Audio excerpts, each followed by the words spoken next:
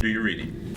Well, hello, and welcome to Today in History. I'm your host, Ashley Renfro, and I'm with the star of the show, Mr. Lavin. Hi. So, Mr. Lavin, what historical events do you have for us today on November 8th?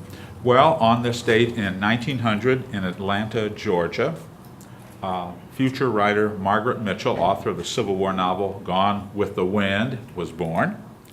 In 1923, in Munich, Germany, Adolf Hitler and his Nazi party attempted to overthrow the state government of Bavaria in what was known as the Beer Hall Putsch, and it failed miserably, but it got Hitler a lot of publicity. In 1932, Franklin D. Roosevelt won the first of his 4 presidential elections in the United States.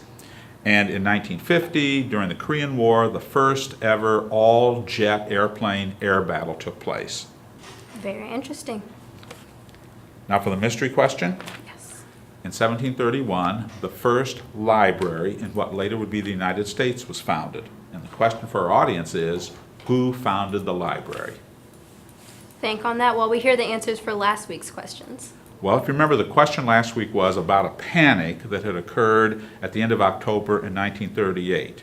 And that on November 1st, 1938, a lot of Americans were starting to recover from some hysteria and panic from the last several days. So the question was, what had caused the panic? And it was a radio broadcast, a dramatization that was presented as a series of news bulletins about an invasion from the planet Mars, a dramatization of the H.G. Wells novel, The War of the Worlds. Unfortunately, a lot of people who tuned in thought it was the real thing. Well, there you have it. There's the answer. So tune in next week for more information.